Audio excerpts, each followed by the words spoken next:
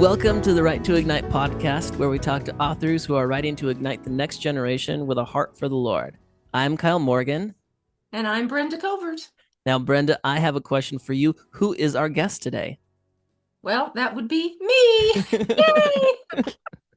Yay! Raised in Midwest but residing in the South, Brenda Covert is a children's author as well as an editor for books ranging from picture books to middle grade, young adult, and adult fiction and nonfiction.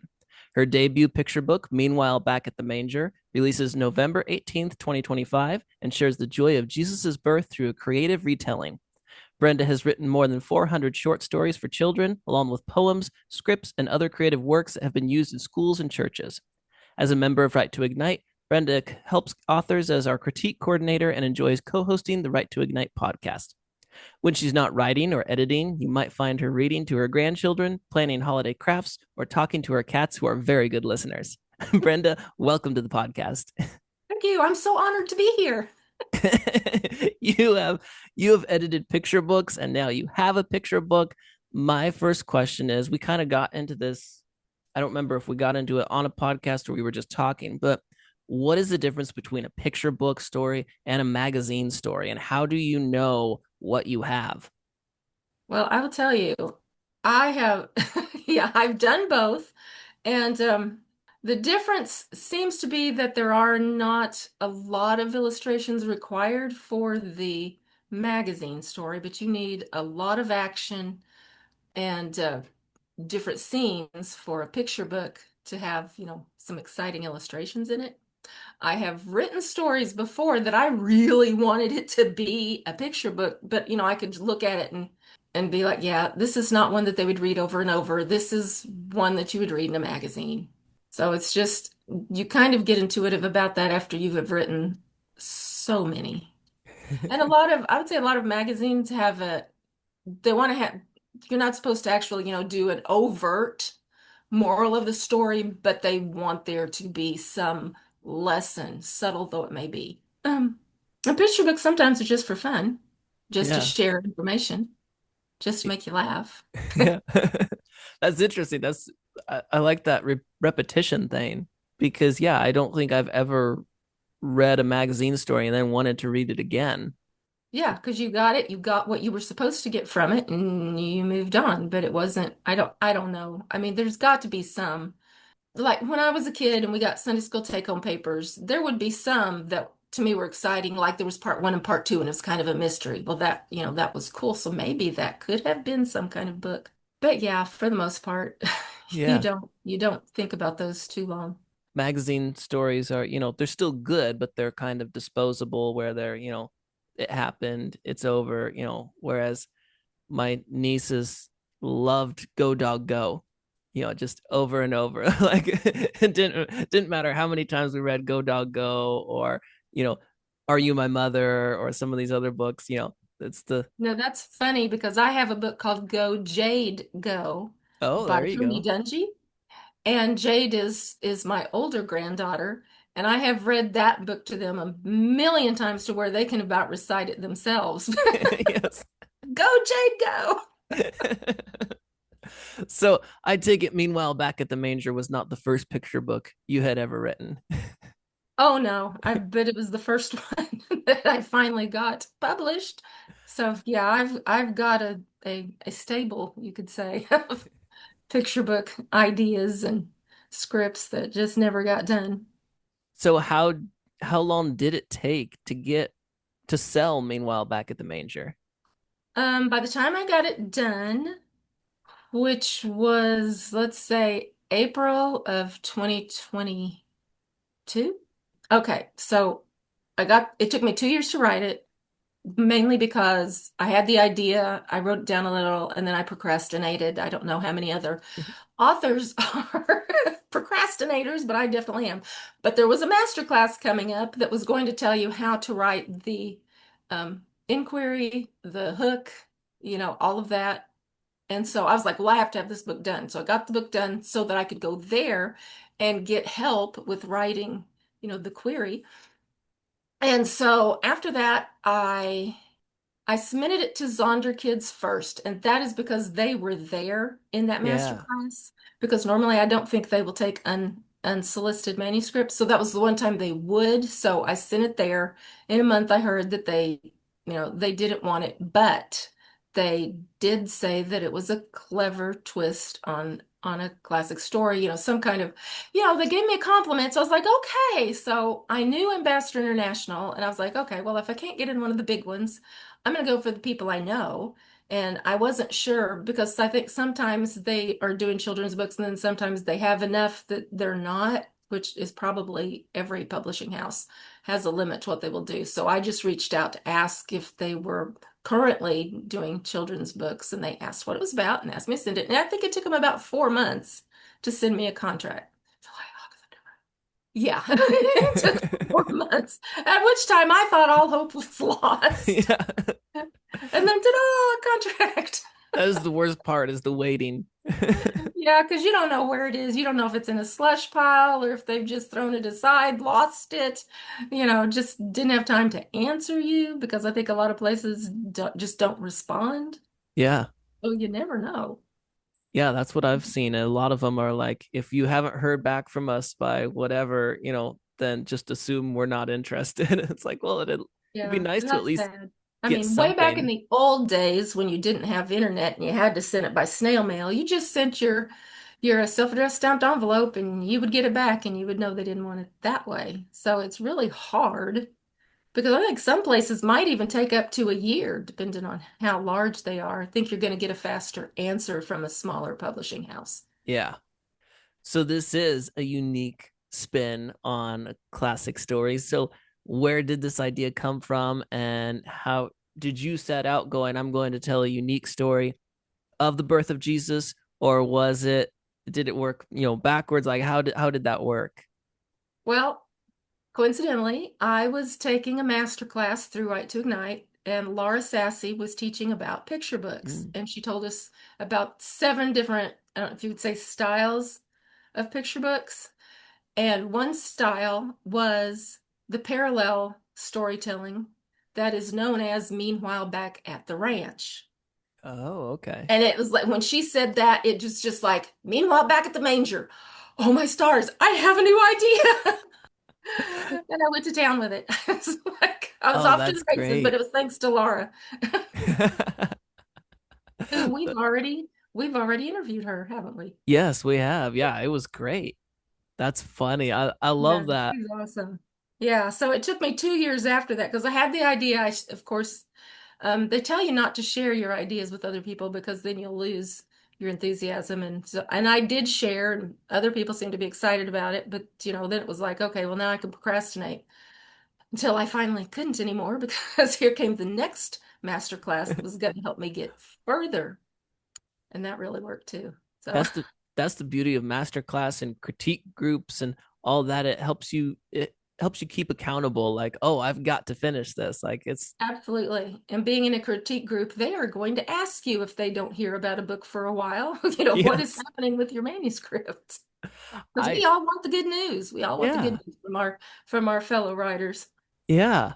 I I don't necessarily agree with the idea of not sharing the idea, keeping it to yourself, because I think I've done that before, and then I've fallen in love with it so much that by the time I tell somebody else and realize it's a terrible idea, I'm like, I've spent all this time thinking about this when I could have realized if I had just said it out loud to one person, this is a terrible idea.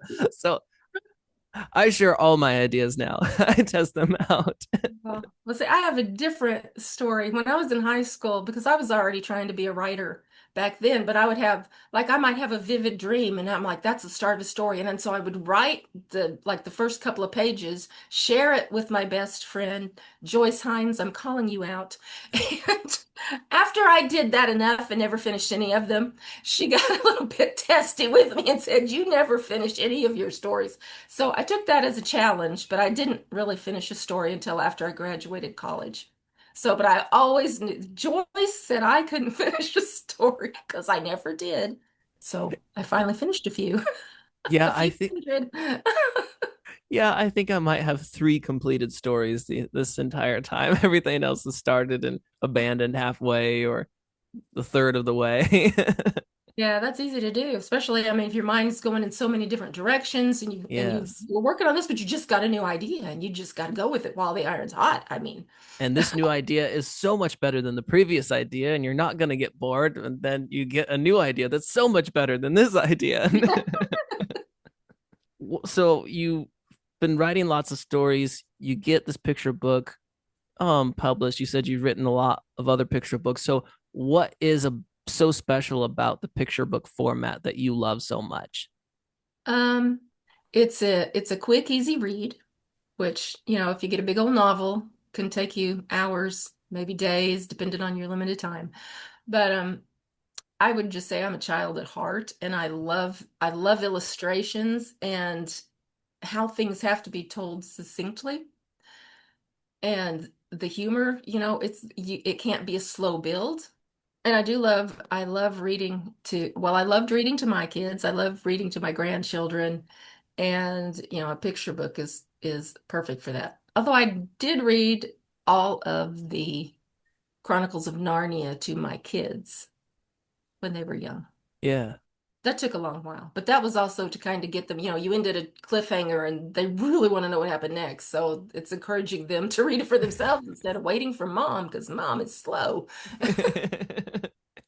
Yeah, I growing up, I was the youngest, and I didn't read for myself for a long time. I was read to by other, by parents, by older brothers, so it was, it definitely took me a while till I was probably like 11 or 12. It's like, wait, I can read this on my own. Like I can read this story. Like, Oh my goodness.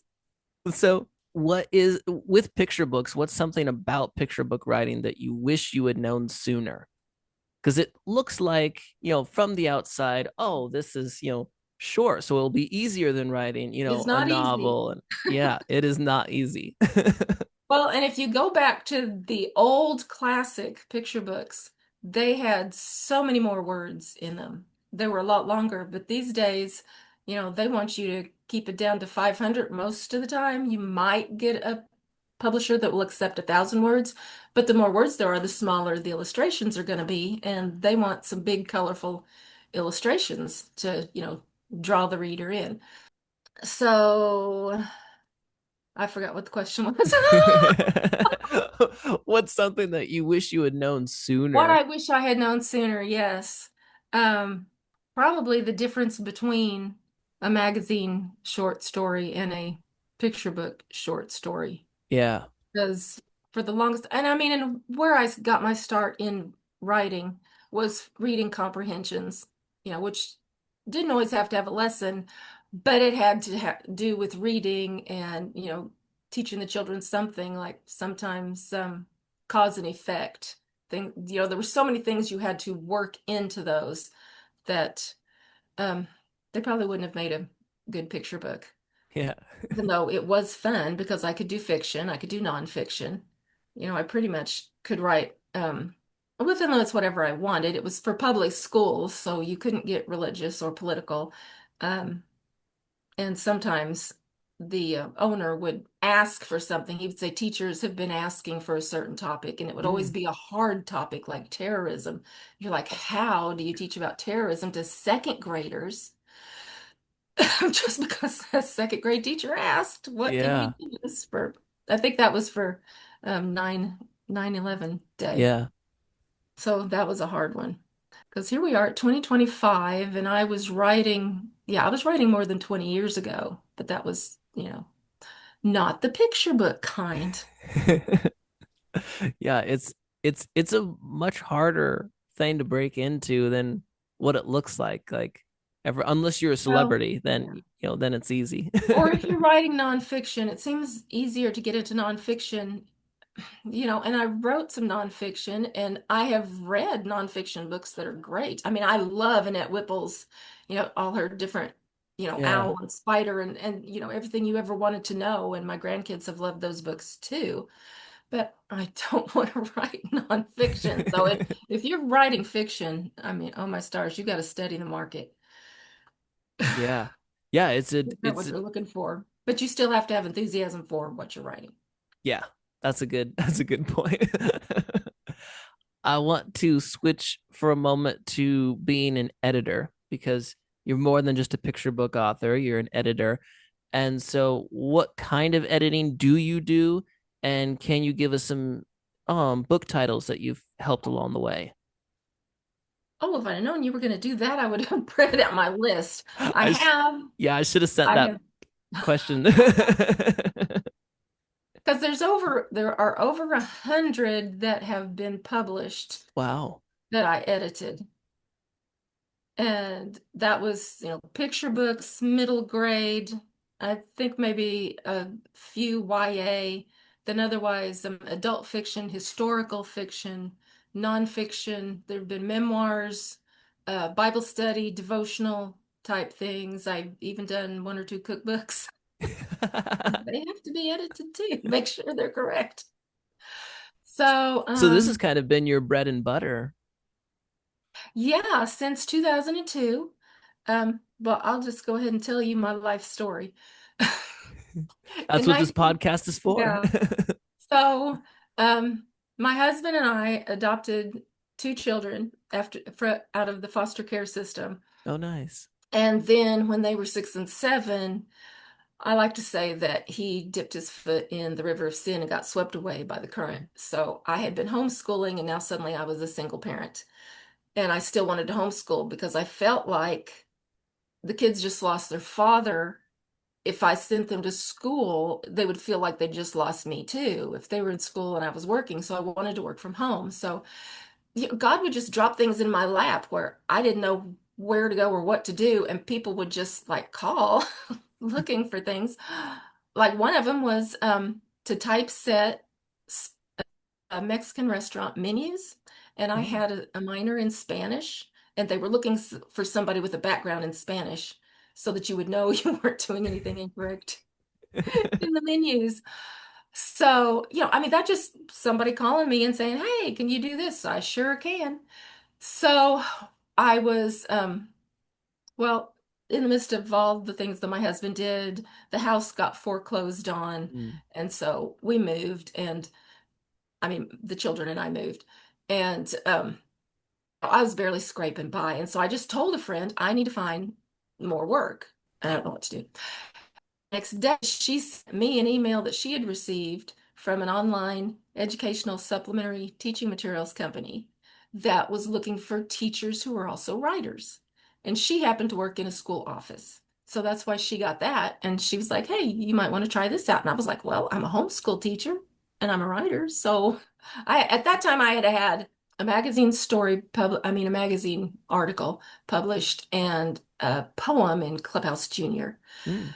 So, and I had been writing for a local weekly newspaper, Human Interest Stories, so I had some credits that I could show. So I sent in an application and I got accepted to be a writer. And then I think just a few months later, the owner asked if anybody would like to edit because he had a stable of writers at that time.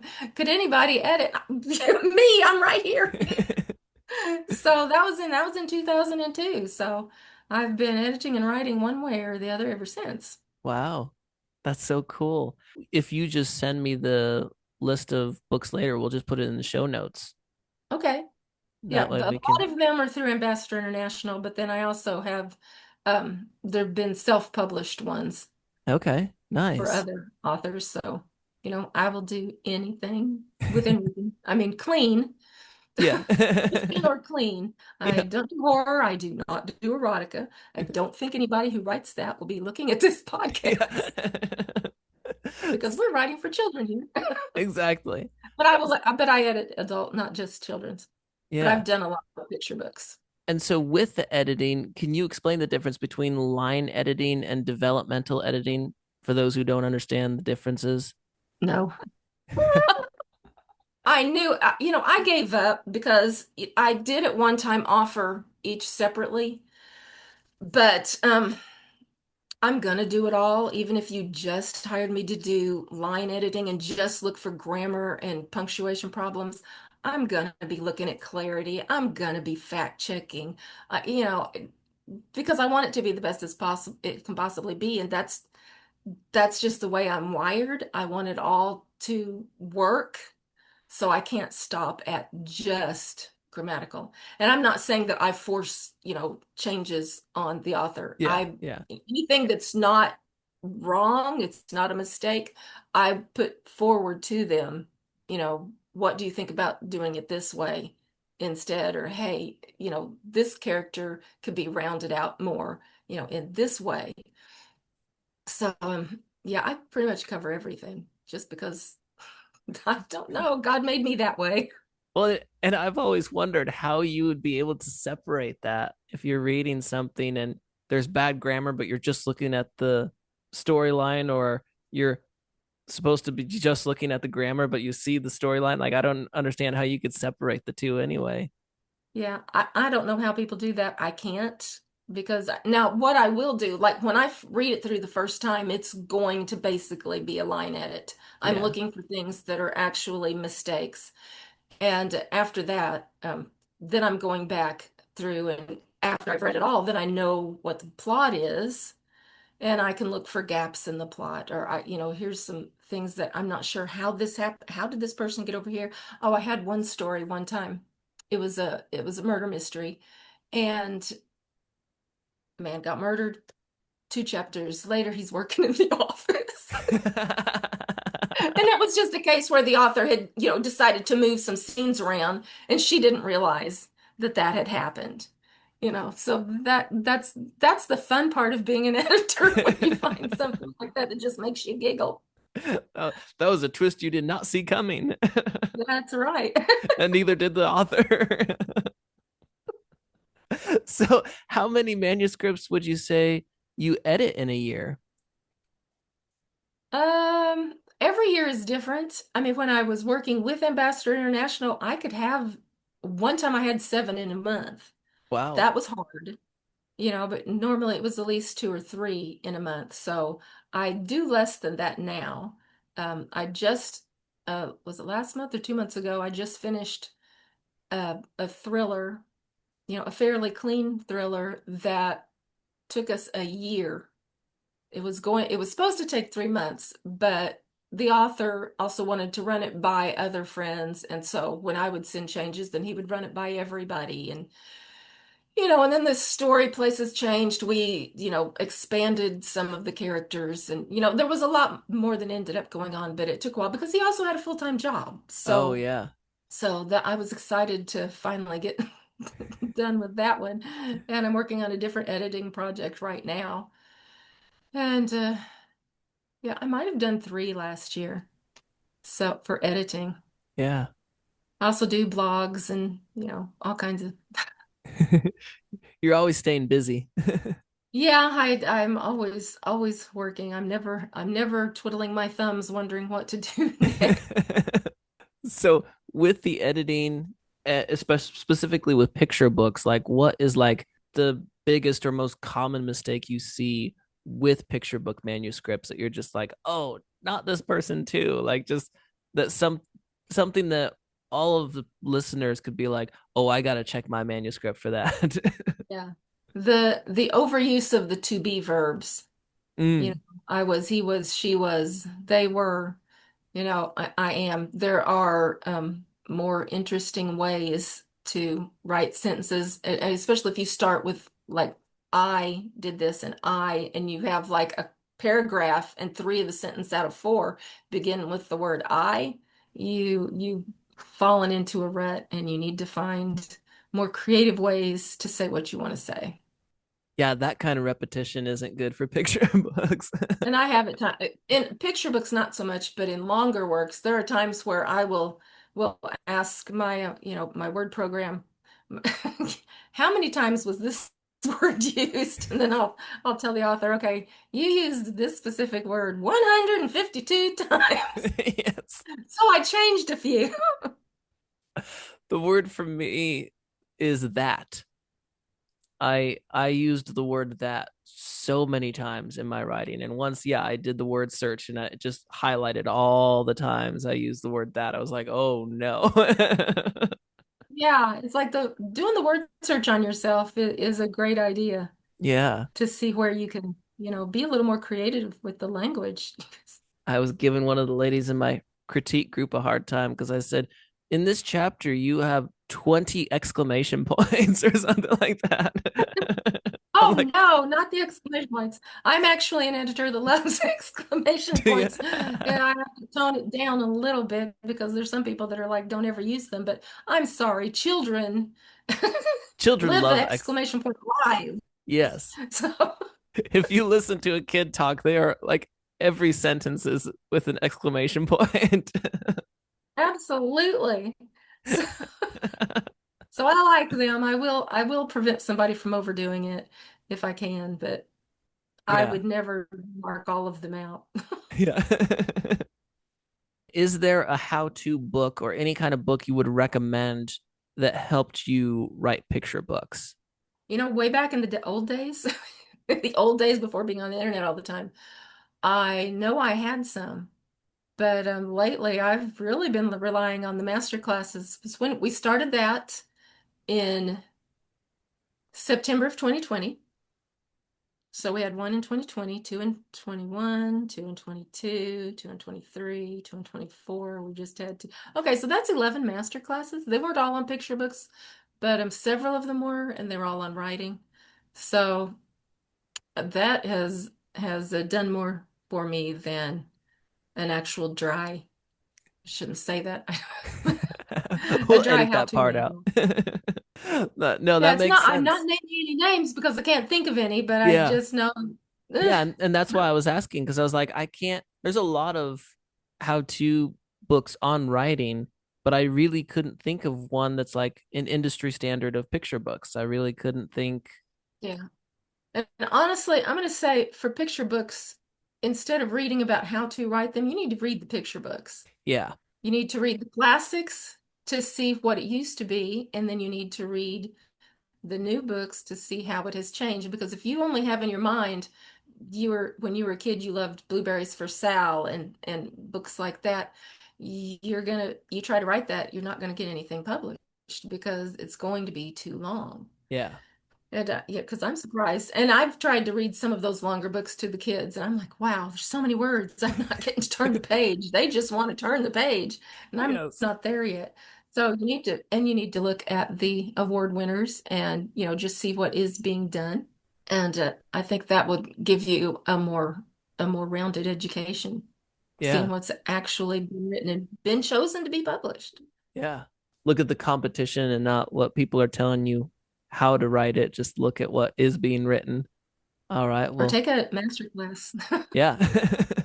And you can Take a find those master class. and you can sign up to those master classes at write2ignite.com. There's something really important about retelling the story of Jesus. People might think that there's tons of Christmas books, tons of picture books that have already told the birth of Jesus, but why do we need more? But at the same time, why do we tell that story at least once a year? The Bible tells us to tell that story over and over again and to tell the next generation. So I think I've already answered my question to you, but I want to hear your answer too. Yeah, I mean, aside from the resurrection, which was the biggest miracle in the world, the birth of Jesus and star and the angels and everything, that would have been the next greatest miracle. I mean, and that's one that we can relate to, because people still have babies. So yeah, I didn't originally set out to write another retelling until, meanwhile back at the Manger. And that was something that I hadn't seen, and I have a big collection of retellings of the Nativity story. I have from the donkey's point of view, from Angel's point of view, from the innkeeper's point of view, from the innkeeper's daughter's point of view, which incidentally, when I was a kid, my church would do Christmas cantatas, and they did one that also had some acting involved in it, and it had an innkeeper's daughter. So I was the innkeeper's daughter Oh, there you go. way back when. So there's so many different versions, and this mine is different in that I thought about the stable itself And I'm descended from farmers on both sides. So, in all our picture books, it's a nice, clean stable, but in reality, if you've been in a barn or a stable, you know what a mess it is, and somebody's got to be scooping and sweeping and all of that. So I was like, okay, so if this inn had a stable where Mary and Joseph could stay, then they had to have a stable boy. And all through the ages, young boys, would have been given that job. So I created Thomas, the stable boy who did not enjoy his stinky job. And he decided to go fishing that night he had a friend and he was going to try out fishing instead of cleaning the stable, and he almost missed a big the biggest happening of his life. When he was going back home, he was like, wow, fishing stunk too, and I'm wet and I'm damp, and if I'd have just stayed at the stable I could have gotten a good night's sleep.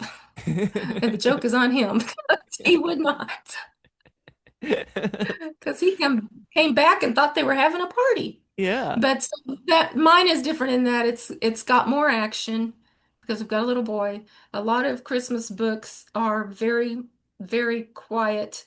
And I have one that's called Shh, Baby Jesus is Sleeping.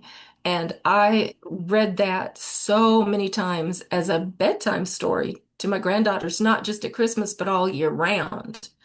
So I wanted to present a book that had a little more action in it for the active little boys, really, that, they want something to be happening. And Thomas is running at the very end because there's a bright light and there's stuff happening. And oh no, is it a bear? Is there a fire? What is it? And he goes running. So that makes it different. But at the end, there's the baby Jesus in the manger. Yes. You've got to have that one. You've got to have that illustration in there, and it's the cutest. Yeah, I mean, I like that you're bringing something new to it, but you also have to, have the actual event Yeah. that you Yeah, it's called extra biblical when you add a fictional character, which I'm sure there was a stable boy, but he probably didn't go fishing that night, and he was probably at home in his bed and not at the stable. So, little fiction, but we've got to have the fact in there too. Yeah. I'm looking forward to reading it. With this, you're also working on another meanwhile. Can you talk about that? I am. Since this one went so well, I decided to really challenge myself and write Meanwhile Back at the Empty Tomb. And that one, there's so much more in the Bible of, what was happening at the tomb with the disciples elsewhere, and the back and forth is there in scripture. It is hard to get that mesh together in picture book form, but I am working on it. And it's going to have a little girl named Naomi, who she's going to be seeing things firsthand. And you might ask yourself, what would a child be doing at the crucifixion? Because I think most people would want to shield their children from that. But in her case, her father was one of those who believed that Jesus was going to physically uh, take over and reign here on earth and defeat, lead an army, defeat Rome. So he took her there to see Jesus come off of the cross, to see, this miracle that was going to happen. And then it didn't happen. And they're both shocked. And I'll just have to finish the story so people can find out what happens next. I love that. And so as you're, reading all these picture books, as you're writing picture books, editing picture books, who is a picture book author that you love what they're doing? I know I've bragged on her before. Where did the book go? Oh, my stars. Where did I move it to? Okay. We talked about this book on Laura Sassi's episode, but I love this, and my granddaughters love this. Pumpkin Day for Boo and Belle. And it's in the very, very beginning. It has and I love this as a kid, a whole map of the imaginary village.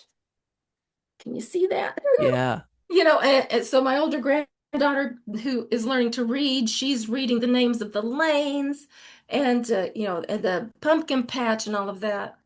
And it's got such a sweet message to it.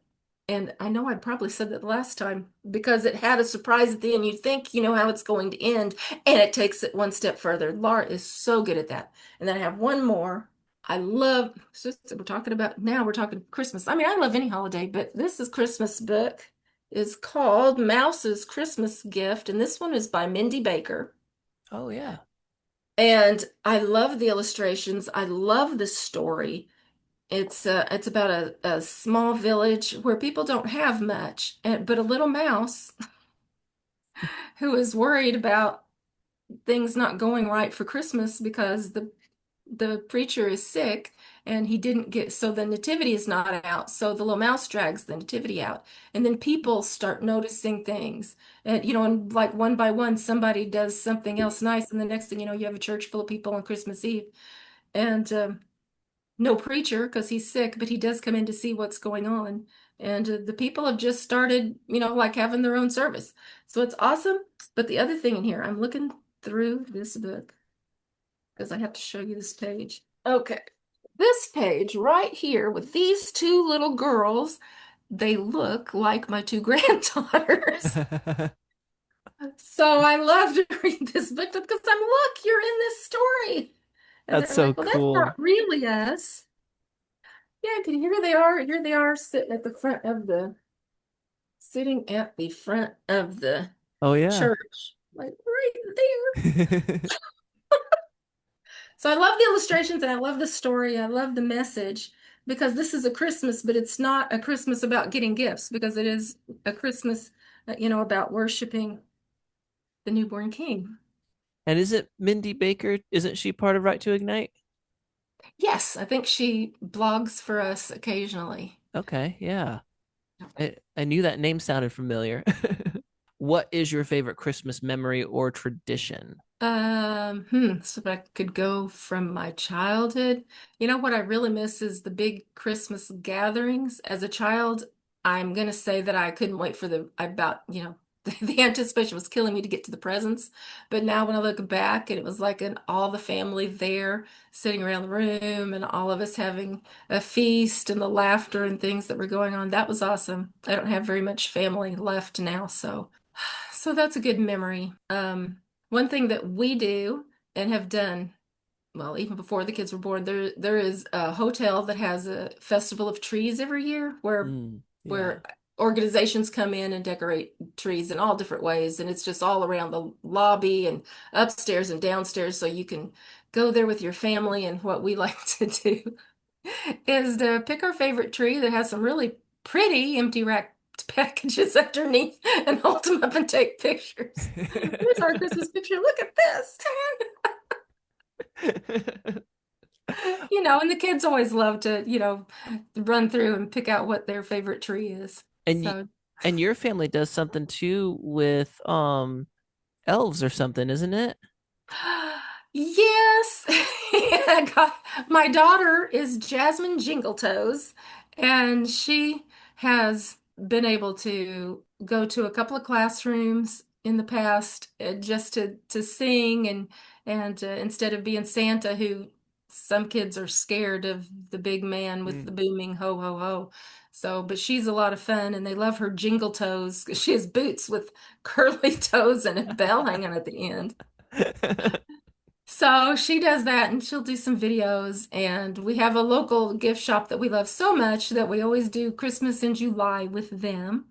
And my granddaughters loved their auntie and her elf costume that they wanted some too. So now they wear elf costumes and they can go with her to Oh, that's promote great. Christmas goodness and joy.